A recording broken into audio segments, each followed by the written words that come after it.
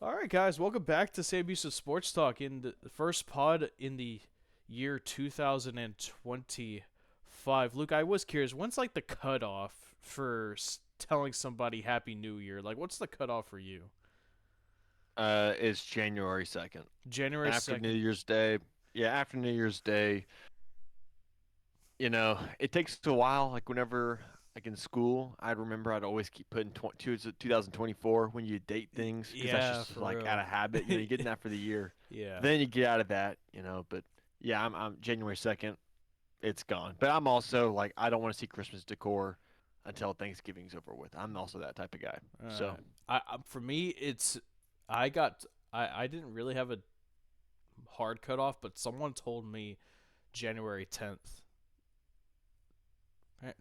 And mm, I agree with that. I mean, I'm always saying New Year's to everyone right here on St. Lucie Sports Talk because we haven't had a pod in quite a while. We haven't really posted anything on YouTube in quite a while. I mean, I've been trying my best to be active on social media because man, a lot has happened over the last week. I mean, it was quiet for a while after the bowl win against Georgia Southern for football, and basketball was not in conference yet. They were just wrapping up non-con play. yeah. But now basketball is in conference play. Football's ramping up in the new year with the new hire of Phil Longo and some other things that are happening. We'll get into that, and we'll get into basically what I just said. We're gonna get into football.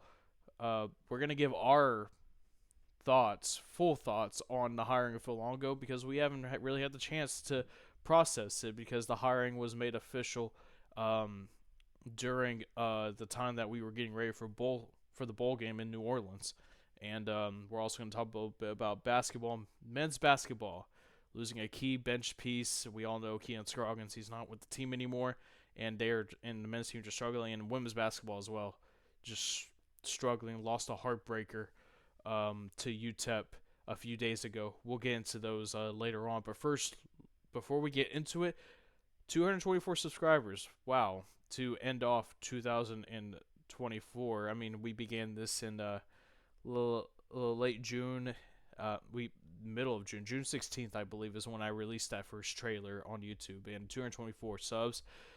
Here's to a great 2025, Luke. I'm really looking forward to see how this platform can grow, and it's thanks to all of y'all. And yeah, let me grab my energy Although drink I here. just have ice and water, that's all Yeah, I have. I have an energy drink, man. It's all the same to me.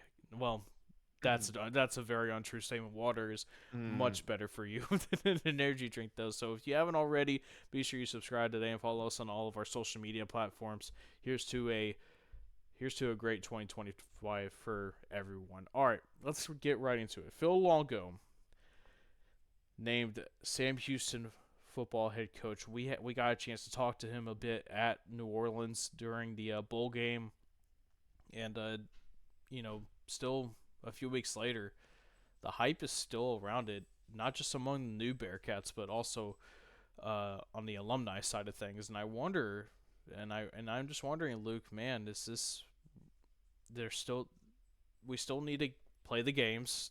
The games still need to be played for this season and next season, and the season after that, and hopefully for a while. Hopefully, depending on how well things go. But as of now, I'm pretty much still where I am at the beginning. I was open. We were open. Phil Longo was not our first choice for to be the next head coach for Sam Houston football. Right now, though, I'm willing to ride it out. I'm pretty excited personally, especially with the commitments and the signings we got, which we'll get into in a second. But Luke, I'm pretty much okay with where we're at right now. I am too. Yeah, getting a few guys back that had, entered their names in the transfer portal, like a Michael Phoenix right on offense, Fernando Garza, those type of guys, that we're gonna have to rely on here coming up in this next year is good. And and a few more transfers coming in. We got a transfer quarterback coming in from Wisconsin. I would have assumed Phil Longo was the main reason why he went up to Wisconsin from the Woodlands area. Do you play for the Woodlands High School, Mart? The the Woodlands Highlanders. So yeah, Mabry Metower or Mabry Metower. Apologies, I don't know. there's no pronunciation anywhere for that. But Yeah. yeah, 4-star out of high school, very intriguing prospect, a tall QB, seems to be a guy that Longo would want in his air raid offense. Well, it's gonna bring up a tough question, Luke, and that's another tough question that I'm gonna save for later on. Yeah. That's gonna have to be asked, and that's gonna have to be answered come springtime and fall camp time as well at the latest. Um, is who is the gonna be the QB1 going into the 2025 season? We'll elaborate more on that later, but yeah, it, if as of now, Luke, it looks like it's a really good hire so far. You got Mettauer. You also got Caleb Black. He was a highly touted prospect out of high school from Klein Oak. He went to Arizona State, redshirted last year. Uh, redshirted last year. Played a few snaps in that redshirt season, but didn't play any snaps this past season at Arizona State. So now he's coming back home. I'm not gonna. I don't want to toot my own horn a little bit, but I sort of called it like, hey, look out for this guy because Hmm. Black replied under the tweet of Mettauer committing to Sam Houston, and well, Black committed to Sam a few days ago, Yeah. excuse me. So you also got some couple of old linemen, Zamarian Bryan from Kilgore, and you got Peyton McDonald from Iowa Western. So far, that's what Sam Houston has gotten as far as I remember. And like you said, Luke Garza, tight end, coming back. Michael Phoenix, the Yeah. second, coming back. Jaden Cardell, punter, coming back. Um, I'm more curious though to see what else they're gonna be able to bring in because there's still some pieces there's a lot of pieces on defense they really have to address due to the mass transfer exodus that happened. Yeah. Yeah. It'll be tough to replace, a lot on the defensive side, and I think we just got to give some time with that. I think we actually had some pros on that defense, legitimate pros. I think Jimerson will be a pro. Gaither maybe his size isn't his friend in this um, type of argument there. Just because a lot of prospects in the pros, they want ideal size, and I don't know if Gaither can offer that exactly what they want, but I think work ethic and talent could be there. In fact, is there. So that'll just take time to replace, but yeah, I think Phil Longo's done a good job. In this off season, I think he's doing the best job he can. I mean, it's only what 3 weeks post bowl game, right? So, um, we just gotta give him some time, and we'll see where we're there. You know, we really don't even know where this team's gonna be playing next year. That's gonna be the biggest obstacle to hurl right away. So let's just figure that out, and then we can start really talking about the team. Um, but yeah, QB1 will have to be a discussion. I mean, it really will. Um, we said it with Bauer, but Bauer's at Central Michigan. This guy was at Wisconsin. I know he didn't play, but a 4-star from the area. I think he's probably going to expect to play, right? Himself. He's going to want to expect to play. Um, there will be a competition there because I don't think Hunter Watson is transferring out anytime soon, and it's tough to kick the guy out after a 10-win season, right? No matter how we got there, 10 wins is 10 wins, right? So that'll be a tough argument to go up against. But that being said, you got a new coach, and part of it will be with the scheme, and can can Hunter Watson throw that type of passing attack that Phil Longo wants to run. And we can talk a little bit later about, or pretty soon about Phil Longo's history. But is he that right? Is he the right guy for that offense? I don't know. It's such a tough question, Luke. Is Hunter Watson QB1 right now? I think we're back to who's we're wondering who's going to be quarterback. Again, last few years it's been this discussion who's QB1 ever since Eric Schmid left.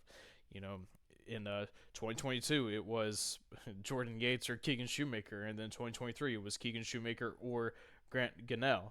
2024, Jace Bauer or Hunter Watson. I think we're gonna have that again this year, Yeah. because you still have, as far as I know, DJ Bailey, and you also have Hunter Watson, and then in comes uh, Metauer from Wisconsin, who Phil Longo and you. I mean, you were dead on with that.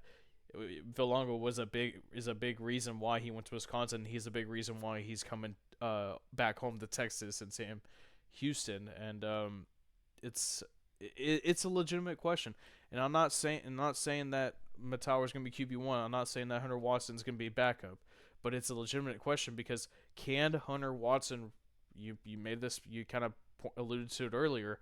Is Hunter Watson the type of QB to run Phil Longo's air raid don't blink offense? Right now, Yeah. if you wanted my answer right now, Luke, I don't think Watson's the QB, the type of archetype of a quarterback that Longo wants to run the offense. And it's not a knock on Watson. It's just a fact. I mean, Watson's a run first type of QB. Now, if he what I would love probably to see what Longo could potentially do is have Watson be in on design QB runs. I mean that's just kind of just me just blabbering a little bit, but Yeah. right now, Luke, I just don't see. I just see another quarterback battle coming in the spring, and especially heading into fall camp. Yeah, it's a good shout when you talked about DJ Bailey too, because this is a guy that won the 6A championship, right? At DeSoto. It's not many times you can get the winning 6A, division Texas quarterback at Sam Houston. Like that just doesn't. I mean, that just doesn't come along. I mean, usually those guys are at Clemson and Texas, right, with like Ewers and Klubnik and all these Um, different guys. Kyler Murray, right? These are guys that won that. You DJ, have a guy that won it two, right in that this year was that third guy, yeah, but or I guess fourth guy because he was redshirted, but that's a guy that and I don't want to lose. don't forget DJ Lagway as well, Yeah, who Willis. yeah, Willis, who DJ Bailey outdueled him in the Yeah. playoffs. Yeah, and we all know that the talent that DJ Lagway is, out there in Florida. But I don't want to lose that guy. I just don't. Now, obviously, it'll come down to who can perform in camp and who can beat each other out. But I mean, you just don't see that pedigree come to Sam Houston very often. But then yet again, a four-star quarterback from Klein Oak, you don't see that coming to Sam Houston either. It's a new era that we're getting into, and we're hoping Phil Longo is the guy, but I do have my concerns about Phil Longo too. Like I'm not gonna say that there's not any concerns there. Um, Well, let's go ahead and hop into that real quick yeah, because he comes from he is higher. He it's gonna be his. I mean, he did head coach LaSalle, but which LaSalle is no longer has football. Uh, when it comes to this level of football, FBS, this is going to be his first time being a head coach, and he did say that he is going to be calling the plays at least in the first season. He is going to bring an OC in. We don't know who that is yet. We don't know who the DC is yet. I think I'm pretty certain right now the retainers from this past administration on the offensive side at least will be Matthew Merkins, tight ends coach, Mike Bankston, O line coach. I think Christopher Buckner is staying. I believe John Johnson's staying. Zach Millett, the special teams coach, he's staying. I know for sure 100% he's staying. So defensively, it's going to be a thing, but defense is not Longo's side. Offense is Longo's side of things. Um, does I bring you this question, Luke, and I bring the audience, those that are listening, watching. You can leave your thoughts in the comments section. Does Phil Longo's firing at Wisconsin give you any doubts whatsoever, or any other concerns you may have with Phil Longo? He was at Wisconsin for 2 years as the OC. We alluded to this kind of conversation in our last podcast too. I mean, bringing an air raid offense in the Big Ten, that it's a very weird. It's an outlier. It's an outlier. And at Wisconsin, what do you think of at Wisconsin running the running the football? yeah, Melvin Gordon being a very big example. I mean, you saw. I mean, everyone remembers what he did at Wisconsin. Being there for 2 years, I mean, I feel like it was I think it was a marriage that was destined to fail from the very beginning, in my opinion. Yeah, so obviously at Wisconsin, and when you think of Wisconsin, yeah, you're right, Colin. It's run the first, run second, run third, play good defense, and it just didn't work. It just wasn't happening there at Wisconsin. But before that, he was at Ole Miss for a little while, and they put up a lot of yards on offense. Um, but it's kind of like how it was at Sam Houston. Um, against those better teams in the playoffs, Sam Houston's offense would kind of disappear. Um, he saw that, and then he goes out to North Carolina, Colin, where he's got pros. I mean, Sam Howell, on NFL teams, and he's got Javonte Williams and all different types of guys. What's the guy's name? The receiver for Washington. Um, I'm T- forgetting his name. Terry McLaurin. No. Dimey Brown, Yeah. Javonte Williams. And you I mean, also there's have Daz Newsome. I mean, Drake May. say what? Drake and I don't know if Drake May was there.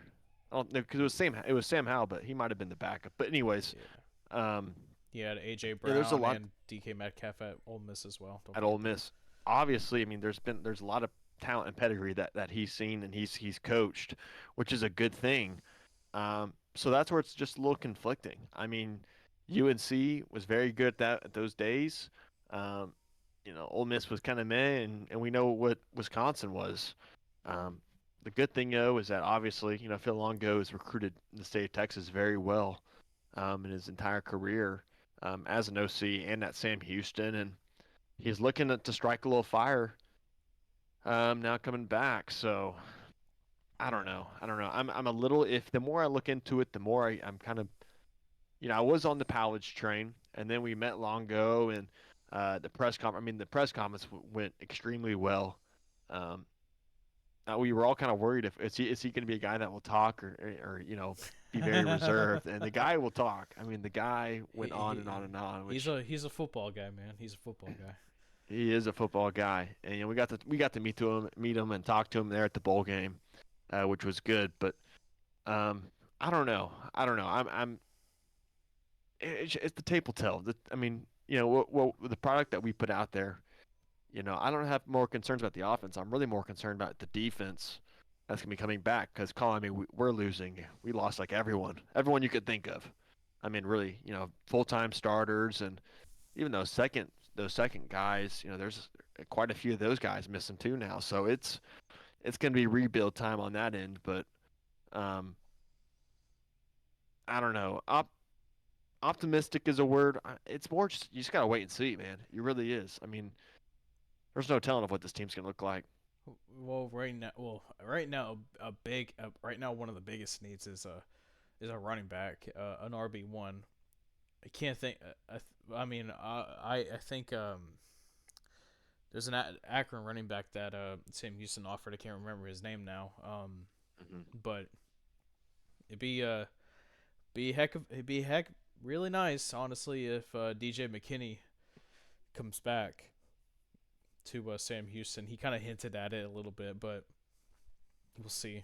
Um, I think. Well, the good thing about Longo, though, I mean, at North Carolina, Colin, and I guess at Wisconsin in a little bit, but North Carolina, you would run the ball. When Longo was their guy, they were running the ball, Colin. I mean, Michael Carter and Javonte Williams both had 1,000-yard seasons, and Dimey Brown had 1,000-yard, receiving season. And I know all three of those guys are pros, and I know we're not just going to have three NFL guys come in right away. But I mean, recruits are going to look at that and say, hey, I mean, this guy, is known for the air raid, but he, we can run the ball, and that's what they did. And Sam Howell ran the ball too, which also gives me, an impression there that that's why he would like a guy like Hunter Watson. Hunter Watson just doesn't have the arm talent as Sam Howell does. But then again, how many of us are going to the pros, right? How many of us are first round, or I guess what was he, a second round draft, whatever he was, you know. Sam Howell is an NFL guy. He's a backup, Still in the NFL. still getting paid a league minimum, still Yeah. getting paid a lot of money. The and I was very concerned about the receiver room for a little while. Like I'm not gonna lie, Luke, the receiver room was my main biggest concern. But considering how things have been going so far, seems like Sam Houston's gonna retain Quavez Humphreys, who I think is gonna be a huge part of the offense next year. Lonnie Atkinson, I think, is a name to keep an eye on. Caleb Black, you see Caleb Black as a bit of a slot guy to really replace Simeon Evans, who signed with North Texas. Yeah, that's what I saw at him on high school. You didn't see much of him in college, but at Arizona State. But they used him a little all over. But in a lot of these sets that Sam Houston would see, you'd run like a 3-by-1 set, meaning three receivers on one side and one on the other. A lot of times, Seaman Evans would be either that very inside guy on the three, or he'd be the one outside, and that's kind of the very similar things that um, we saw at him in high school. And so that's why I'm thinking, hey, there could be some yak potential there, and a guy, a good route runner, not necessarily your prototypical 6'3" X receiver that can just run out of the gym, but um, a smaller guy, a shifty guy that can run routes. It seems like that it could be that type of role, which really turned into our number one receiver this year with Simeon.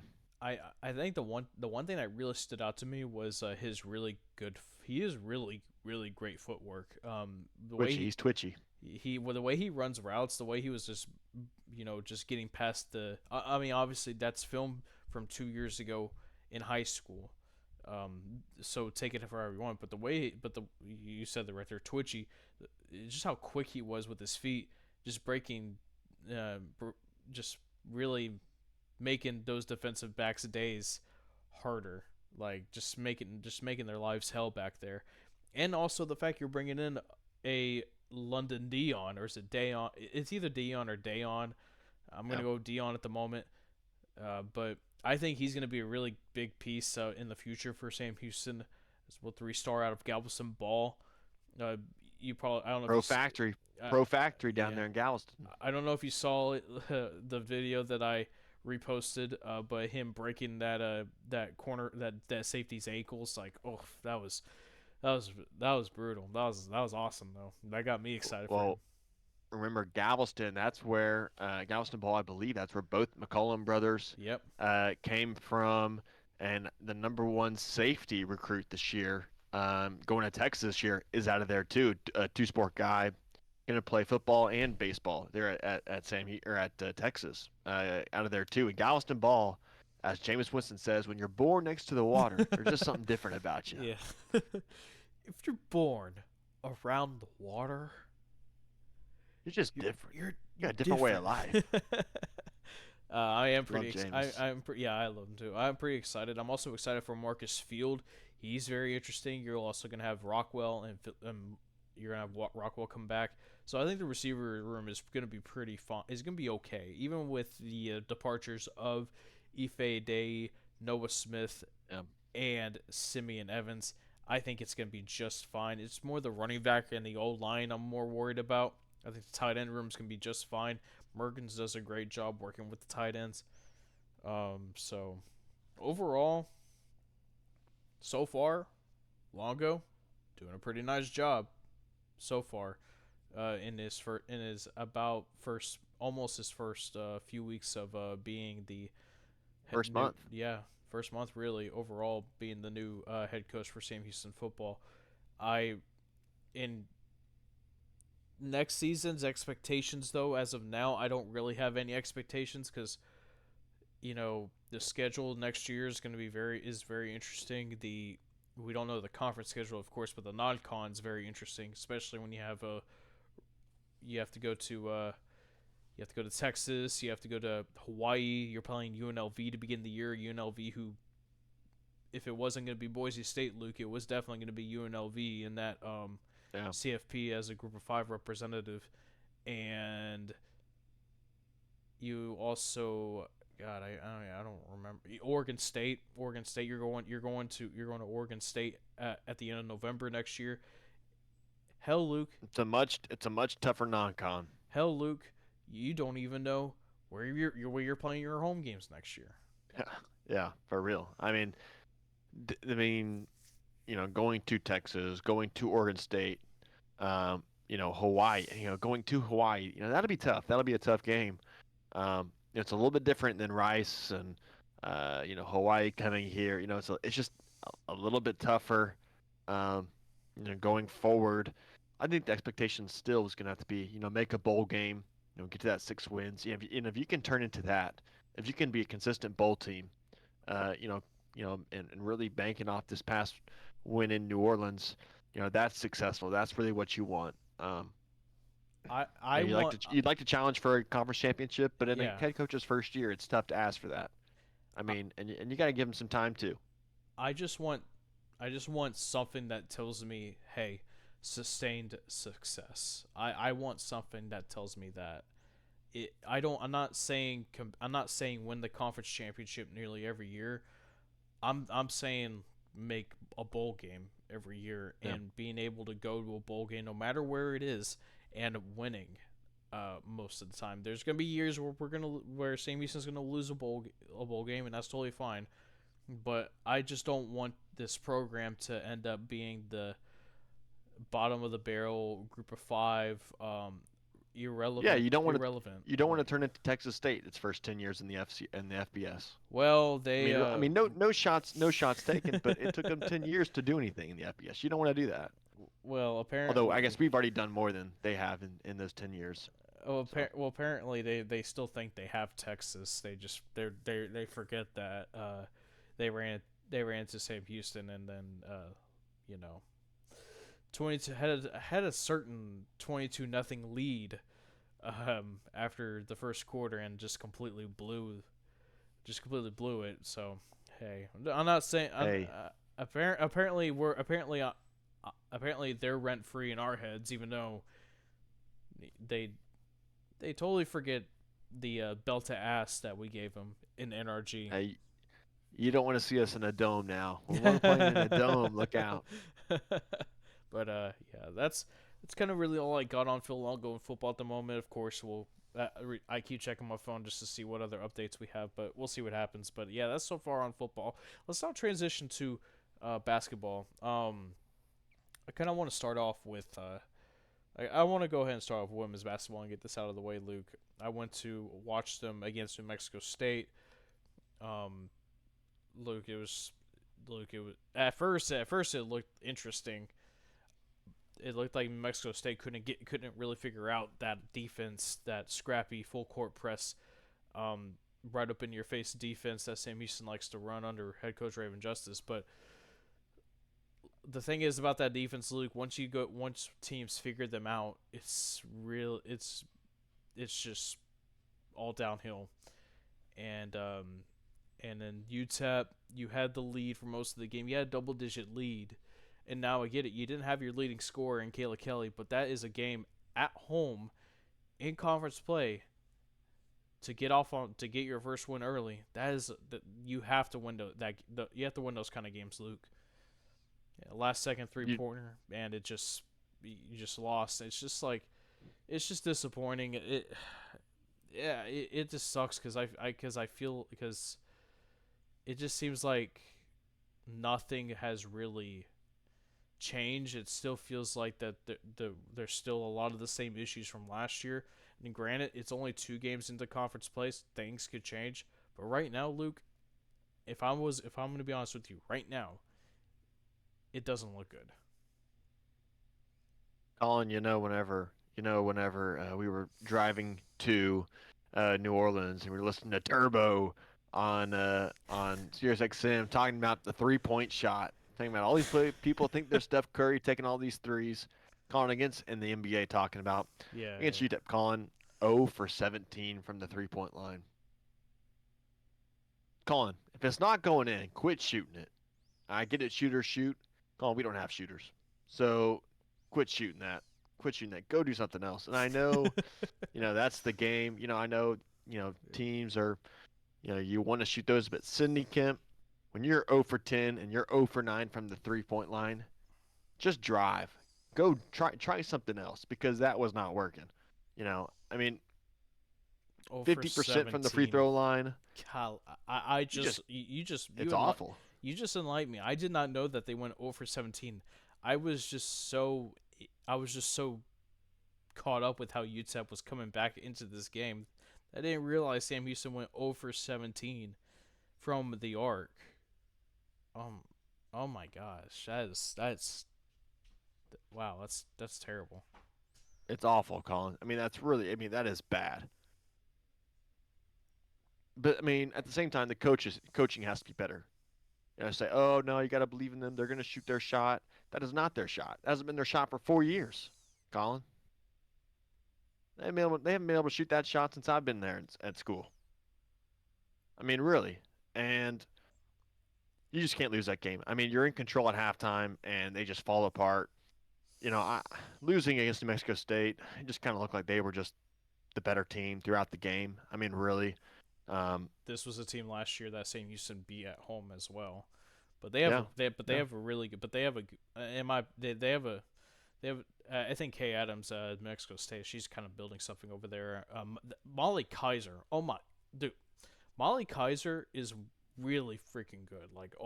Bucket. Dude, like Could be in the running for Conference Player of the Year. yeah, and I mean 79-61 loss. I mean that's just and again you're without your leading scorer in Kayla Kelly against UTEP. I don't know how bad the injury is with Kayla Kelly, but it didn't look that good. I mean, when you're immediately getting helped out to go to the locker room, that's not usually a good sign because usually players No. go to the bench first and then head to the locker room. But the fact that she went almost immediately to the locker room after she got helped up and getting helped out over there, that doesn't look good. And Yeah, it's awful. But I mean, it's awful that that happens. You know, right into conference season. Um, but two straight games shooting it below 35% from the field, by the way. it might sound harsh, but does that impact the season? Like totally. I mean, I know it does, but like the aspirations of this team, does it really change anything? I mean, this team. I mean, we were kind of hoping, you know, early on in the non-con, like okay, you know, like the team's playing with some good teams. That's gone. I know it's a long season, but this team's over with, Colin. Oh man, you're already phoning it in, aren't you? I, I I'm calling it. I'm calling. I also called Arizona State being out in the first quarter. I texted my parents because I was at a person's house. I said, "Game over." That and obviously that wasn't true, but I'm calling it this. I mean, there is Two totally different sports and situations, but you know. there is no hope with this. Look, I want to I want to have every reason to believe that this there's still a long way to go, like you said. I mean, here's the thing: we saw it with volleyball; they adjusted very well to competition in their second They did. season in Conference USA. Even though it didn't look decent at first, I mean, granted that was very early in the year, but then they got better as conference went on. Soccer, same thing. Soccer, yeah, I mean this past year was it really not what we were hoping for? No, but they're at least but they're competing, You right? could see the progress though. You could see the progress really with volleyball too. I mean, you could see them, you know, really starting to gear up and you know, while the outcome wasn't, you know, winning, but you could see them playing with them. I mean, you could see the progression from year to year. Colin, we've been talking about this since we were doing our radio show at 90.5 the cat. Shout out the cat.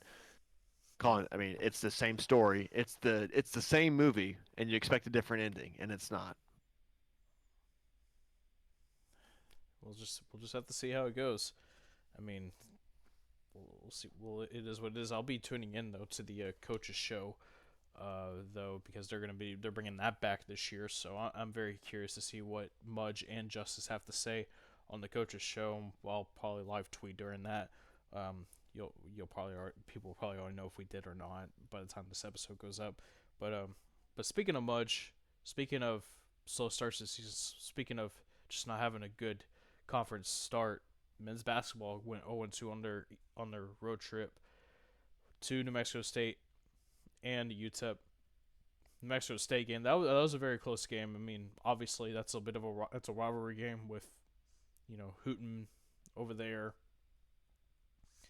But before the game, it was I we got told by I got told specifically by an athletic spokesperson that King Scroggins is no longer with the team. He left the team for personal reasons, and he is not returning. He was the longest tenured Bearcat, Luke, and a key bench piece, scrappy defender, just scrappy guy in general. Uh, played the game hard.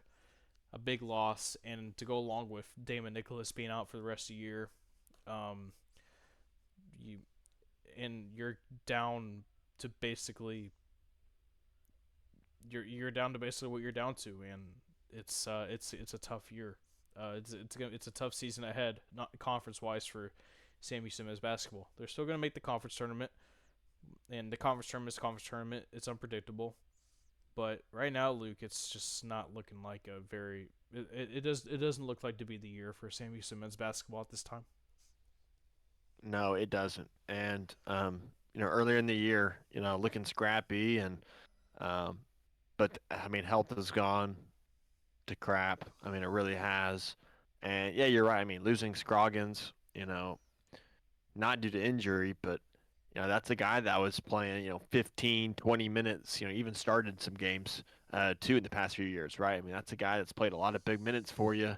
That's gone, and you know, it, bigs are already at a premium for this team.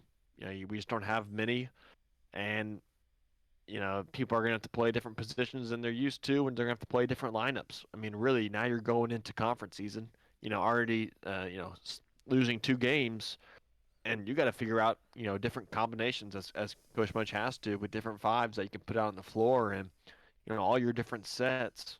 A lot of things change because, um, you know, he's one of your anchor guys on defense, but I mean, he's in the rotation. I mean, that's a big rotational piece that you lose, and while maybe he wasn't a primary scorer or anything, that's a guy that you count on getting you rebounds and playing tough defense, and a lot of the other things you don't see in the box score. That's what Scroggins gave you, right? I mean, that's been going since his freshman sophomore year. He's been doing that, and now that he's not with the program anymore, it's you don't want to say that he put the year down the toilet, but it's kind of like, man, you're fighting already so much uphill in this conference, Colin. Much like women's basketball, this conference is really good. I mean, Conference USA is really showing its teeth right now.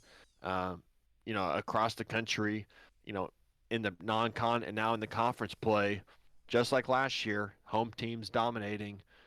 You saw that in this first few games.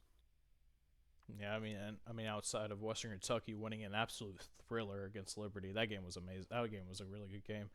I mean, just kind of run down real quick. At first for Sam Houston before the season began, you lost. At first, you lost Czech and Jai, who was gonna who it seemed like Mudge was pretty excited about when we talked to him, but he suffered a season-ending injury in a camp. Then you lost Damon Nicholas Jr. the rest of the year. You also lost C.J. Beaumont, who I don't know. It sounds like that he's not going to be playing at all for the rest of the year. They're just gonna. I don't know if they redshirted him last year or not, but I'm sure they're gonna redshirt him this year because he probably Yeah, he played too much games last year to get redshirted. So yeah, he's gonna get redshirted this year, I imagine. And you lost Marcus Boykin for a few weeks after he took a nasty fall against App State. And you just lost Keegan Scroggins to quote unquote personal reasons. I got told that he left the team, so he's not coming back right now. Luke, when it comes to bigs, you lost two of them. Technically speaking, yeah. you're technically down to two, but if I were to say it, you're down to one big because Hoofner is a forward, but he's a guy that shoots the basketball. I mean, He's a stretch. He's a stretch guy. yeah, like I said before, he's a stretch four. Right now, the success of this season is going to come down to two things: Lamar Wilkerson shooting lights out every night, and Sacco playing well in the post. Yeah, and it's unfair to really judge a team. I mean, before the season really even got started, really. Um, but I mean, you just lost too many guys, uh, too many minutes, right? Um, that you don't normally count on. You don't have those guys, and it'll be interesting because I'm sure we'll try to get Coach Mudge once again here pretty soon, but um, maybe see, reviewing the season a little bit, but um, you I'm sure you just he'd say the same thing though as you're saying the minutes. Like he'd probably say the same thing.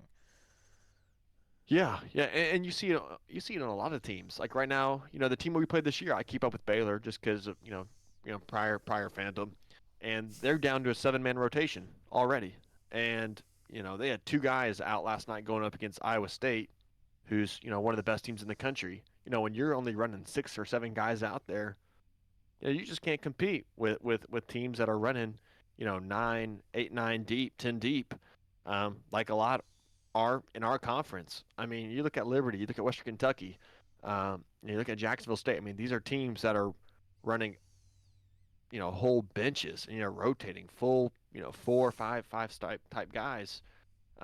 We just don't have the depth this year. It looks like just because of just random stuff. I mean, every team's got to account for injuries, but we have had just injury bug this year, and it happens. It happens. But the best thing you could say is, okay, well now you got to lean on some of your younger guys that are gonna be playing minutes, and hopefully, those guys will really grow into the coming season, like your freshmen and your sophomores that just haven't been able to play. But it's unfair. It's really unfair to a guy like Lamar Wilkerson that you just have to say, all right, dude, we need you to score 30 every night, and the rest of the team just has to do something just for us to have a chance. I mean, really, just because you just don't have the minutes. Well, they're gonna have a very tough. I mean, they're facing Liberty on Thursday, and Liberty right now, Luke, is my pick to win the conference tournament. Really, I think Liberty's gonna be. Western Kentucky won it last year, and now Western Kentucky beat them. I wouldn't be surprised at this point either if Western Yeah. Kentucky repeated. But right now, Liberty's my pick, and right now they're the favorite, and men's basketball's facing the favorite to begin it, to have their Yeah. conference home opener. So I'll be Yeah. out. I'll be out the game. I'm curious to see what happens. I think Marcus Boykin should be back at starting. Honestly, I don't think Brennan Burns right now has the capability to start. I rather see Marcus Boykin out there personally being the starting point. I mean, right. Yeah. Yeah. I could go either way, really. I think both can do a job. But look at the conference right now, Colin. UTEP 12 wins, Liberty 13 wins, Middle Tennessee 10 wins, Western Kentucky 10 wins, La Tech 11 wins, and a lot of these teams have been going up against proven competition. Um, it's just going to be tough. I mean, it's a tough conference, and it's just not looking great. I mean, really, it's just not. And same could be said for women's basketball. I mean, the conference is really good on that side too, right on the women's side. Um, I don't know. Yeah, I don't know. look at it's looking tough this year for the basketball teams right now. It But flip flopped. Last year it was football that was looking bad, but the basketball side yeah, was looking good. so This year it looks like we already got the good side. so I wonder what it's going to mean for baseball and softball because college baseball, college softball is just around the corner. And Luke, I'm waiting for it. I'm waiting for it. I'm pretty intrigued about both baseball and softball this year. And plus, Luke, we also have beach volleyball. They're going to be their schedule was released a few days ago. They're going to be having their first season as well. So we still got a Do we lot of. even have a roster for that yet? They Released? it's gonna be no, it's gonna be just a lot of the indoor players. So I'm kind of curious. Penakova is one that comes to mind because she plays beach, I believe. So but we'll have more on that, I'm sure, in the future. But we'll see. But Luke, I think that's all I got right now. Kind of a kind of just a good old get back into it podcast a little bit. It's first pod of 2025. I'm in basketball in conference plays and is getting going, and football recruiting portal wise, and then spring ball will be here soon. I'm looking forward to 2025, man. It looks like it's going to be another interesting year in Bearcat sports, and I'm happy to be doing it as well. First, it'll be the first full year of Sam Houston Sports Talk for sure. Yeah. Well, 2024 treated us well, right? I Yeah. mean, it really did.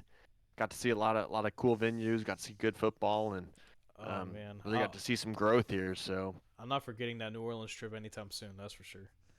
No, that's unforgettable. Uh, But I don't know. We'll see. We'll see. I don't know. It might be a little cold to be playing some beach volleyball right now. Colin, what's the weather looking like down there in Houston? Bro, it was 31 degrees this morning. It was 78 Yeah. degree. It was literally 78 degrees yesterday afternoon when I went to work at 6:10. And I like come outside when I got done around midnight. I was like, oh my, I was wearing shorts, man. It was so cold. Cold front came through. I know, and I think it's either I think it's Wednesday or maybe yeah, I think it's Wednesday or maybe Thursday that we might be getting here in the Austin area. We might be getting some snow.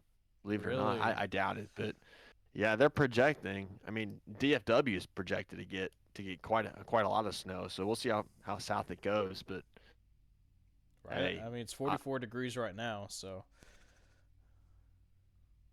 that's it's what I'm saying, man. it's gonna go down Might to be a little cold for those beach volleyball players to be playing out there. oh man, it's gonna be 30 degrees 7 o'clock in the morning according to the weather tomorrow morning. So, damn, I'm gonna be going on. I'm gonna try to go on a morning run, but man, running in the cold is certainly a choice.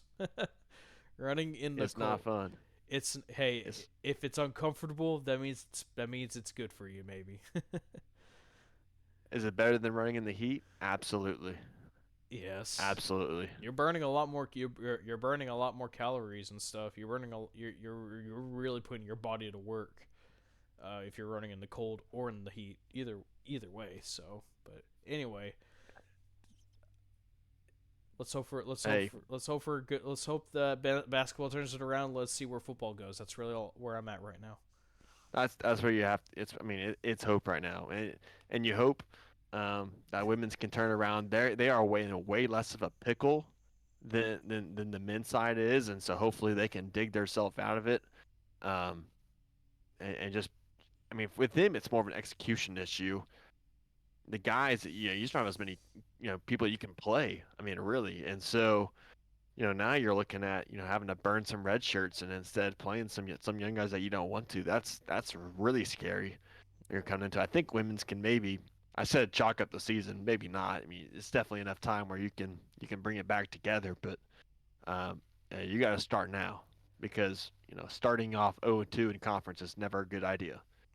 Yeah. And for both programs to be in that same position, it's not a good look, Colin. It's not a good look. Nope, not at all. All right, I'm ready to head out. I'm gonna edit and watch the FCS national championship at the same time. North Dakota State, Montana State. Before we go, who do you got? Go. Montana State. I I'm rolling with touchdown Tommy. I like me some Bison as much as the next person. I can say that now that we're not in the FCS, we're in the FBS, so we don't have to worry about them necessarily. But I'm with you. I'm rolling with the Bobcats. I'm rolling with Montana State because I just want them to be an undefeated champion because damn it, Oregon, you had a shot there, but then you just blew it in the Rose Bowl against Ohio State. And also, Luke, national champion, go for FBS, of course. Hey, my parlay's still alive. I'm still rolling with Texas. I'm more Everyone's counting the Longhorns out. Everyone's saying Ohio State. Go against the public. Go Texas. as much as I hate to say it, Luke. Give me the fighting Irish. Oh, Colin, get out of here. Give me the I fighting will Irish. say they looked very good against Georgia. That I didn't I tell you? Didn't I tell you that the Notre Dame looked pretty good going to this field, especially with their path? Because I mean Georgia's defense is still really good, but I thought the I Three thought first rounders on that defense. yeah, for real. And Michael Williams, Walker, and the safety Starks. yeah, yeah, maybe the Texans will get another Georgia Bulldog on the team. Hey, before we get in the podcast, I saw Rex Ryan this morning was completely dissed the Yeah, for Texans, saying that it's a uh, bye for the Chargers. That's a little disrespectful, isn't it? billboard material, man. That's all I gotta say. Billboard material. That's all I gotta say. And All right, well, there you go. that'll do it for us here at Savage Source. That's Luke Scott. I'm calling Neil. Subscribe, follow us on all of our platforms today. Here's to a great 2025, mate. Cheers. Well, let's show that beautiful logo right there. Get that out of here. Get it off the screen. Turn those lights off. But Yeah, that'll do They're too bright. They're it. too bright. Eat 'em up, cats. See y'all next time. Eat them up.